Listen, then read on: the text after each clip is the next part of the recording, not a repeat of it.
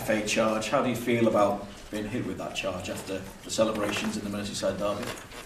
Absolutely okay.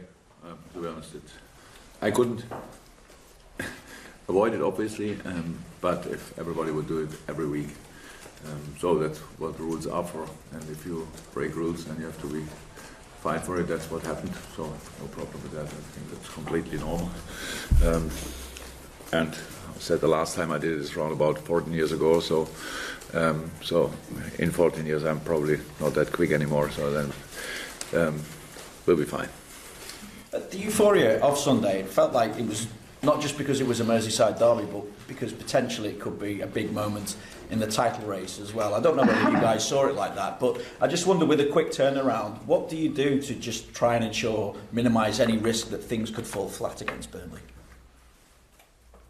Oh, we are now all long enough together that we know about the specific challenge in a game like the game against Burnley. So it's a really tough place to go.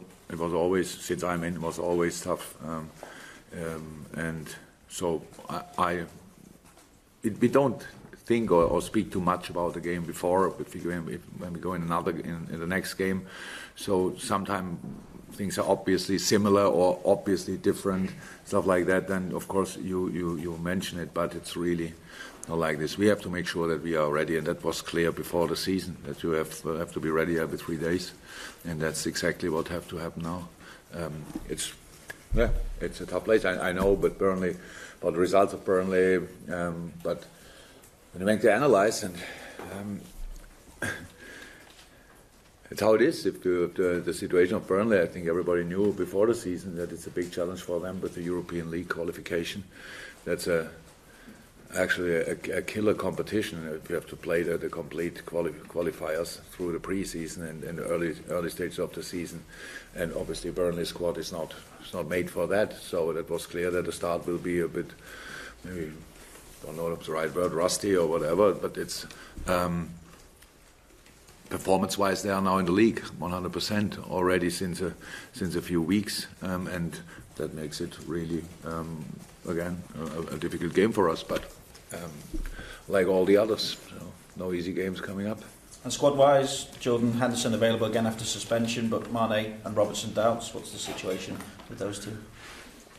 Yes, Sadio and Robbo, we need to have another look today. So Sadio had really an awful cut on his foot, so he need to be stitched, and it's okay. He's walking around here now, but in flip-flops. So we don't play in flip-flops. That means today he's not ready, but or in this moment he's not ready. But we will see later. And with Robbo, it's not that serious like with Sadio, but we need to have a look. You mentioned the challenges that Burnley have faced with the European competition this season. It's probably not too dissimilar to what you faced at Mainz, is it, when you got promoted and then you got them into Europe? So what sort of challenges did you face in that time that maybe Shaw might be facing now as well? Oh, we lost that time the first 5 games in the league. So that time nobody expected us obviously doing well, even qualify or passing the first qualification round, but Sevilla put us out finally, and they won the tournament that year as well. So it was we played on Thursday and played Bundesliga on Saturday. So you land on Friday afternoon somewhere in Germany, and then you have to play the next day Bundesliga game. So that's the challenge, is that this time kind of 2-3 days constantly in the early part of the season is really, really difficult. 3 games a week in mid-season is still a challenge, but it's much better in the beginning. It's for sure. You cannot really train because you play important games always. It's not like you have a normal preseason and then you play these games and you play all 3 days and then you fly around the world. So that's just a challenge. So that's how it is. But Sean Dyche is experienced enough, and they knew about it, and they still wanted to have that challenge. That's absolutely, because it's exciting as well, and they had a lot of wonderful moments in Europe already with a few games, and that's how it is now. So, but the squad is strong, and I know the Burnley squad. They are really they will be fine in the end of the season. I'm sure, because they look calm, and in the moment, so far they didn't get the results maybe they would have deserved with their performances. But now we have to make sure that that run starts earliest at the weekend, or not earlier. And we've spoken about how many games that you've got to play over the next month or so, and one player that nobody's played more for you since you've arrived is Roberto Firmino. How do you think he's performing at the moment? It's absolutely okay. It's completely normal. It's not that he plays his best football in each second of the game, but he's absolutely just an important player. And that's how it is with a player's career. You have these moments where you fly and you cannot really explain it, and other moments where you have to work a bit harder and then to come again in the moment where you fly. So that's it, and that's exactly for him, and that's the case. So nothing to worry about or anything. It's just a normal football season, and we all have to go through these little holes or whatever, and then everything will be fine again. Especially with him, because his attitude is absolutely phenomenal, and that makes it then of course easier for him. He will never stop.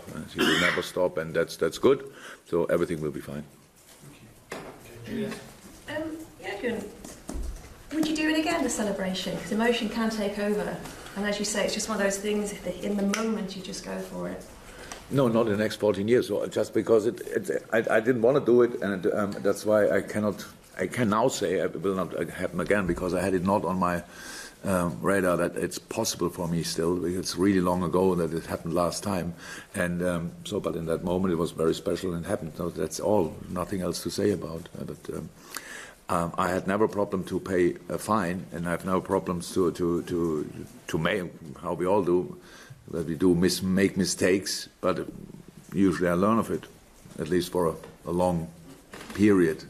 So, and no, it will not happen that quick anymore. But is it a mistake though? Because it is just emotion, isn't it? It does. Yeah, no, it's not. It's not a massive mistake. It's just if there would be no rule against it, then probably we as managers, we would constantly celebrate on the pitch and would say it's nice, but that's of course not really, and the whole bench would run there. So that's that's the strange thing. I don't think that anybody thought it's massively wrong or whatever, but it's not even the ref. They were surprised by themselves probably that somebody was running in that direction. So it's quite difficult. It's nothing to say about actually. It happened, so no problem with that. It's a fine. I pay that, and then let's carry on. That's all. Okay, Carl, could you the second question, Chris? Did you have something before we go to the? Yeah, so much of the talk when you signed Alisson, someone was about his use of the ball and his distribution, but as we saw again on Sunday, how many points has he saved you, and could potentially save you with his actual saves that he makes in games? No idea. Hopefully, it's the best thing about the goalkeepers if you don't have to talk about the goalkeeper. That's the best thing, really. And if in a moment, if we spoke about him, then it was quite positive and well deserved. So just he's the goalie we obviously wanted, and now he's here, and hopefully it stays like this, and he stay healthy, fit, and all that stuff. That's the most important thing, and it's just good. He's a really calm person, what helps in a lot of moments, and very quick in mind for quick restarts. And he's obviously, it was the most impressive one was actually really against Fulham, because I think it's completely normal. We speak about emotions and stuff like that. I had now this one, but in this moment, I think a goalie usually thinks goal, and it's only a second, and you want to shout at somebody, and he was not even in that mood. No, he was the first who realized no goal. Yeah, let's carry on. So that's good. But how I said, best. Always about goalkeeper, we don't have to talk too much about him, and that's the case, and so all fine. We'll go to Carl. We'll go back right. Yes, Carl, back on the stage. You mix it up, huh? Yeah. Wow. Yeah. Just wondering, in terms of how Sunday's game's finished, do you have to take into account the sort of emotional effect that had on players with the quick turnaround in games you've got? Should I got the question you ask here up front, or what's the problem? I think they're on such a high, coming out of that game. Can you do? We didn't play. Yeah, momentum or? Yeah. As it was brilliant in the dressing room, of course, after the game. But it's can you carry it 2-3 days? So yes, the positive emotion about the whole season so far is still there. So we feel in a good moment, and that's what we have to make sure again. But we are not no. Don't want to blame children, but we're no children anymore. So that we celebrate something like 5 days, and then we realize, oh, we played the day before already another game. So it's really Burnley is a completely different cup of tea, and we know that it's not the first time that we go there. Last year it was the 1st of January. It was so, for me, after the season, it was maybe the game of the season because we won that with a late goal, and after playing the 30th of December, going the 1st of January to Burnley at the match day actually, and we played at 3 o'clock I think. So it was weather was not too nice. So it was a really rough day, and winning a game like that gave us a lot last year, really, in the early stage of the season, of the second part of the season. So, but now we have to be ready. There's nothing negative in winning late against Everton, to be honest. From our point of view, why should we do it now? Should I be concerned now that we struggle to realize that Burnley starts with 0-0 again, and we have to fight another 95 minutes? I cannot. I would think that's disrespectful if I go to my players and tell them that. So we have to be ready. That was clear. 38 times in the league, and as often as possible in all other competitions. So that's it. Anything else, Karen? No, I think that was David. If there's not anything now, Glenn, anything from you? Jurgen, where's Ryan Brewster at in his recovery? Not that close that we have to talk about it now. He's here around. Our boy gets the best treatment he can get, all that stuff. But it's not that he will start tomorrow or next week. So there's still a lot of work to do. Anything else, Neil? What do you finish with? Just ask about Origi. Is that a bonus for you to have? Suddenly you've got another striker of quality available for selection. I mean, he wasn't here last season, but he's shown that he can still be an option off the bench or in games. Yeah, it's always up to the players, of course. It's nice. So I would never speak here about it probably if there would be something to criticize on attitude or whatever with the boys, but actually there was nothing to criticize.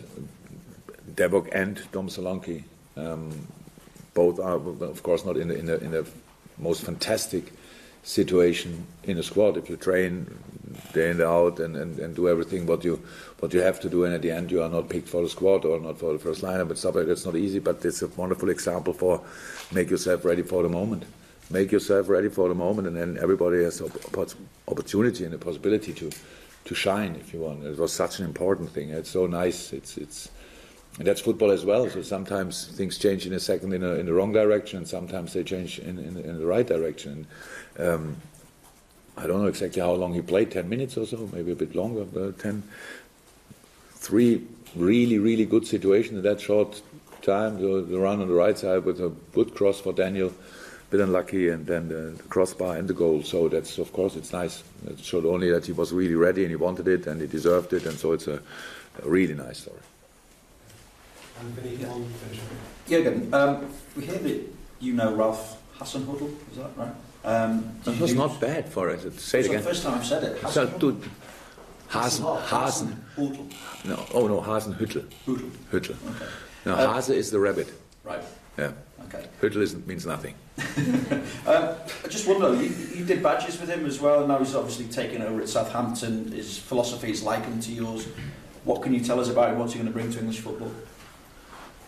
Tall guy, another tall one, and good guy as well. Yes, very lively football, very aggressive, pressing. Oh, yes, it's actually a lively approach, I would say. So that's it. It's really a good guy. So good, and Southampton, obviously, how I heard, a nice city. So sounds like a win-win situation.